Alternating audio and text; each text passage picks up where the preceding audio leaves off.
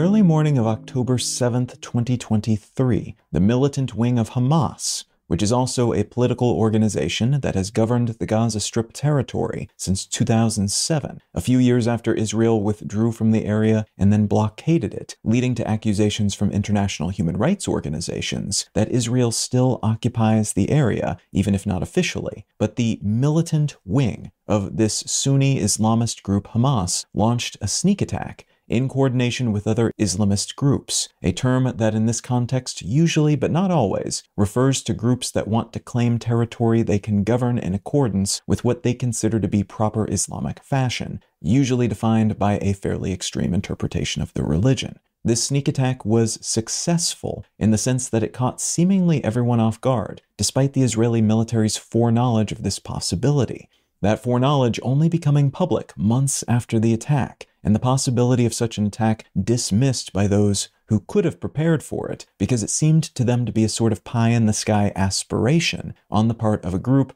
that was disempowered and incapable of putting up any kind of fight beyond periodically launching unsophisticated rockets that could be easily taken out by Israel's Iron Dome anti-missile defense system. So, for more than a year, the Israeli government had information indicating Hamas was planning some kind of incursion into Israel, but they dismissed it, and by some accounts, they had every reason to do so, as Hamas had seemed to be more chill than usual, pulling back on the overt military activity and lacking sufficient support from the Gaza population to attempt even a tenth of what they had blueprinted. 3 months before the attack, an Israeli signals intelligence analyst raised a red flag on this issue, indicating that Hamas was conducting intense training exercises that seemed to be in line with those pie-in-the-sky plans. But this flag was ignored by those higher up the chain of command once again. Consequently, when Hamas launched a huge flurry of rockets, around 3,000 of them by most estimates, sent drones to take out automated machine guns and cameras placed along the border fences between Israel and Gaza, and sent militants through holes in the fences and on motorcycles and over barriers using paragliders, Israeli defense forces were caught flat-footed, taking a surprisingly long time to respond to the incursion and failing to protect a military base that housed the defense division responsible for security in Gaza, alongside several other bases, and the around 1,200 people who were killed and around 250 who were taken hostage. Dozens of nations immediately decried Hamas's attack as a terrorist act. Many of Israel's neighbors made noises about not liking it, then blamed Israel's long-standing alleged occupation of Gaza and the West Bank for the attack, and attempts to shore up defenses, clear out lingering Hamas fighters, and tally the dead and missing began. The numbers and the experiences of those involved were all pretty horrifying. Israel's response, a plan that was designated Operation Iron Swords, arrived alongside a state of emergency for the portions of Israel within about 50 miles or 80 kilometers of its border with Gaza, and the country's Prime Minister Benjamin Netanyahu announced that the country was at war with Hamas and would destroy them and anyone else who dared to join them. The nation's defense forces were also ordered to shore up its other borders to prevent anyone else from joining in on attacking Israel at a moment in which it might be seen as weak. In the just over 100 days, 108 as of the day this episode goes live,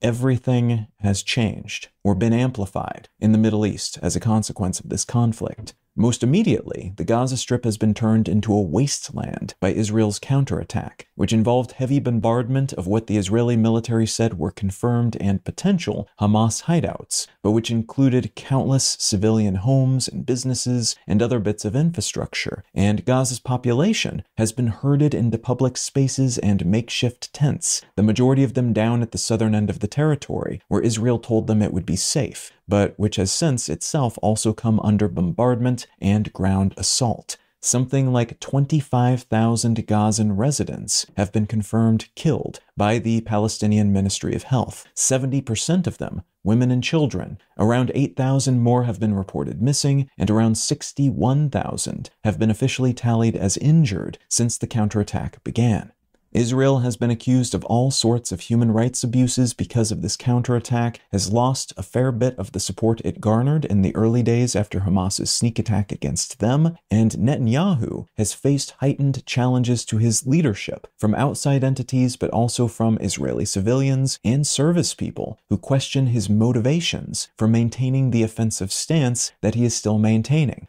and by those who question the logic of how that stance is playing out strategically. What I'd like to talk about today is the bigger picture in the Middle East and what we might expect to happen next in the region.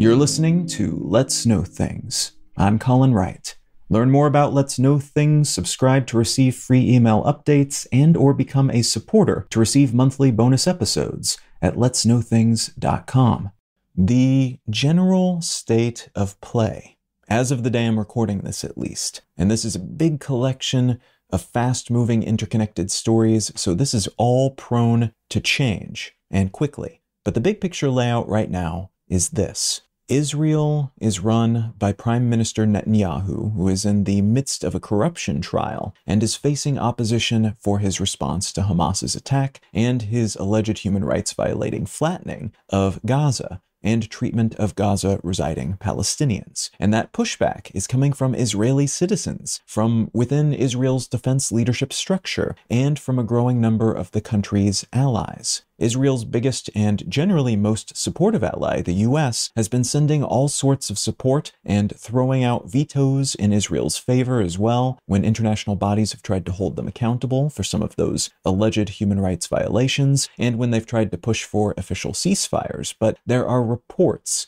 that the Biden administration is reaching the end of its rope on this, and that's partially because much of the world is not a fan of how brutal this response has been and how badly Gazans have been treated, and that includes the administration running the United States. But also, reportedly at least, this is not good for Biden's re-election potential in November, as young people in the United States have largely sided with the Palestinians rather than what they perceive to be the bigger, badder, abusive aggressor, the Israeli military. The EU, also a long-time and enthusiastic backer of Israel, most of the countries in the bloc anyway, has arguably already reached the end of its rope, the bloc's foreign ministers increasing pressure on Israel to consider a two-state solution post-fighting, which would basically mean making a real-deal Palestinian state in the area, rather than two Palestinian territories run or blockaded by Israel.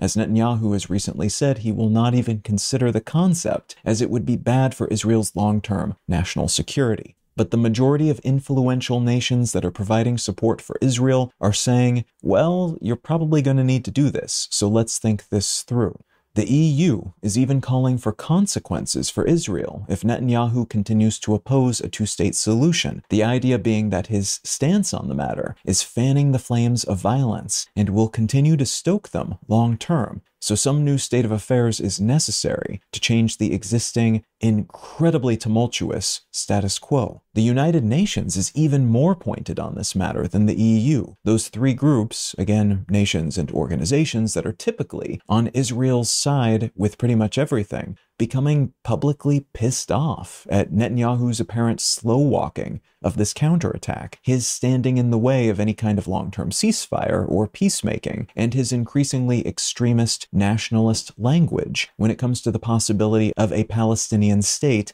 at some point in the future. Chinese leadership have also said they think Israel should stop punishing Palestinians in their hunt for Hamas militants and leaders. South Africa brought a case against Israel to the International Court of Justice, alleging genocide. And while this case was originally seen as a bit of a headline-grabbing sideshow and still has some staunch opponents, it is gathering more and more support, especially from other African nations, including those that have seen genocidal and genocide-like massacres at some point in their past. Chile and Mexico, in recent days, have also asked the ICJ to investigate possible war crimes committed by Israeli forces against civilians in Gaza. Maybe the most important responses here, though, from Israel's Muslim-majority neighbors have been universally negative, and this is in the context of a period of pseudo-normalization of these nations' relationship with Israel, a lot of negotiating and deal-making, leading to a flurry of announcements that seemed primed to set the area up for a period of peace and prosperity. Former opponents suddenly dealing with each other peaceably instead of lobbing munitions at and threatening each other pretty much continuously. That was the state of play until all of this happened. Instead, what we now see is Egypt worrying that Israel is trying to push Gazan civilians across their shared border. Saudi Arabia warning of potential long-term consequences from Israel's invasion of the Strip. The Hezbollah government and military in Lebanon increasing the intensity of its fighting with Israeli forces across their shared border in the north, an increase in the tempo of fighting between Israeli assets and Iran-linked assets in Syria, and a huge new push by the Houthis, a group that's been engaged in a long-term civil war with the Saudi-backed government in Yemen, an increased push by them to fire at and take hostage the crews of cargo ships passing through the vitally globally important for shipping Red Sea toward the Suez Canal, which has massively disrupted global trade. The Houthis say that they are doing this in support of the Gazans, demanding the Israelis pull out of the Strip or they'll keep it up, though they have been doing this kind of pirating for a long time now, if not at this volume. So the degree to which they are just engaging in a rebranding exercise for these attacks is up for debate. The general vibe of escalatory potential, though, is reshaping the region, and that is especially true of Israel's neighbors like Egypt and Lebanon and Jordan, which have suffered extreme economic damage. By some calculations, around $10.3 billion worth, which is about 2.3% of their total combined GDP. And that damage is expected to push hundreds of thousands of their citizens into poverty, which could cascade into still more problems. This damage is the result of a dramatic decline in tourism to the area, a drop in oil production and oil market prices, and the confluence of climate-amplified droughts, economic and financial crises, and reverberations from other nearby conflicts, like the ongoing fighting in Syria, which, among other things, has turned the Syrian government into one of the world's biggest illicit drug producers and exporters, which is having a hugely detrimental effect on many other nations in the region, in terms of their health outcomes and in terms of heightened and empowered gang activity. Uncertainty is a big variable too, though, as investment money is suddenly finding other homes, those controlling these investment resources not wanting to plant their funds in a region that could soon catch fire, and the potential benefits from all that foreordained normalization between these countries, all that peace and the benefits of divided entities suddenly able to do business with each other after a period of separation, all of that has more or less disappeared. We are also seeing more military activity on the outskirts of this. The United States and its allies launching regular airstrikes against Houthi targets in Yemen, which themselves continue to launch strikes against vessels passing through the Red Sea, and Israel has been lashing out at other targets in the region too, mimicking Iran's attacks on what it has called terrorist groups operating within its neighbors' borders, which has upped the volatility level even further as one of those Iranian neighbors, Pakistan, is nuclear armed and working through its own collection of instability-inducing variables at the moment. There are a lot of entities in this region that are taking this opportunity to bulk up their reputations with their constituents and allies, doing things that allow them to show strength, and doing those things in such a way that it looks like they're opposing Israel, even when they're not really actually doing that, as is probably the case with the Houthis and some of Iran's efforts, because this framing of their efforts allows them to grab more power, reinforce their existing power, and potentially even team up, if only in the loosest possible sense, with other regional fellow travelers against the new regional baddie of the moment, and even more opposable than usual, Israel.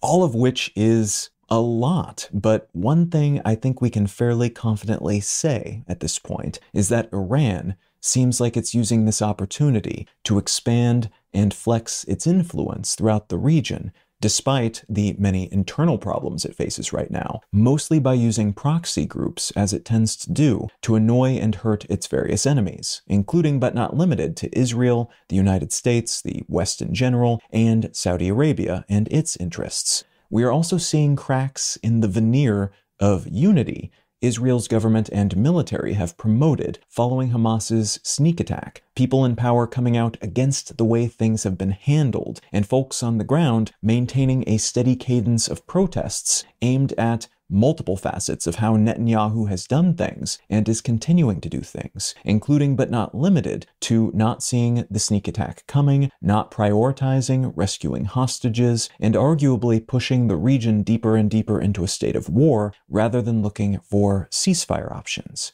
So there's a chance we could see a change in leadership in Israel soon, whether by election or other means, which would likely then change the reality on the ground throughout the region in relatively short order. There are also signs, as I mentioned earlier, that the United States and other Israel-allied governments have just about reached the point where they will formally step away from Israel's side on this, and it is unlikely anyone involved wants that to happen. So we could see a grand pivot on this matter from Israel's side sometime in the next few weeks, change of leadership or no. And there have been still in the background reports that the plan, amongst some U.S. negotiators and their allies anyway, is to try to promote a normalization of relations between Saudi Arabia and Israel as a means by which a new stability in the Middle East could still be reached. Israel's Muslim neighbors helping a new Palestinian state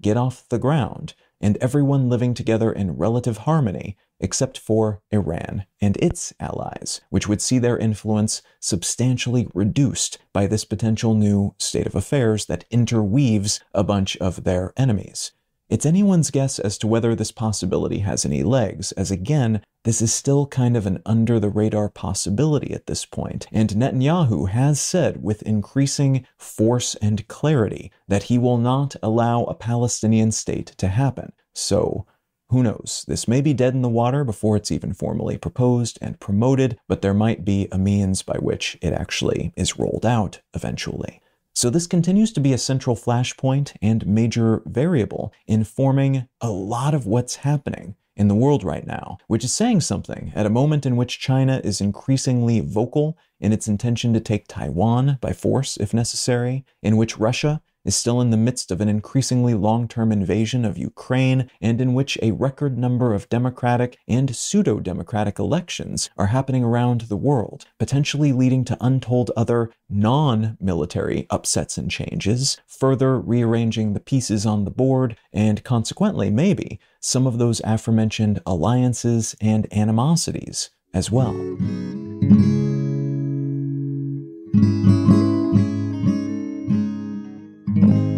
The book I'd like to recommend today is called Empire Games by Charles Stross. I am generally willing to give anything Stross writes a chance because I really loved his book Accelerando and his Laundry Files series as well. This wasn't my favorite of his books, and in fact it's the first book of a 3-book series, and this series is in fact a sequel or supplementary series to another series that he wrote that I haven't read. This whole 3-book series though was pretty good. It was good enough that I decided to finish it. The type of science fiction that's more spy thriller and fun than something that's truly deep and that's going to make you think more than a Marvel movie would. But for those purposes on that level, as an entertaining romp and a multiverse, alternate history style world building exercise, it is a lot of fun for what it is. He's a good writer. The storyline keeps you guessing all the way through, and especially if you've already read his other works and enjoyed those and finished those, this is a worthy successor to those, if again, not quite as good as The Laundry Files and Accelerando, in my opinion. Now, if any of that sounds interesting to you, consider picking up a copy of Empire Games by Charles Stross. You can subscribe to receive email updates, find show notes, and other such content, and support this show financially, receiving additional bonus episodes as a thank you at letsknowthings.com. Learn more about me and my work at Colin.io. Subscribe to my other news-focused podcast, One Sentence News, wherever you get your pods, or at onesentencenews.com, and say howdy on social media. I'm at Colin is my name on Instagram and Twitter, and Colin Wright on Facebook and YouTube. Thank you so much for listening. I'm Colin Wright, and I'll talk to you again next week.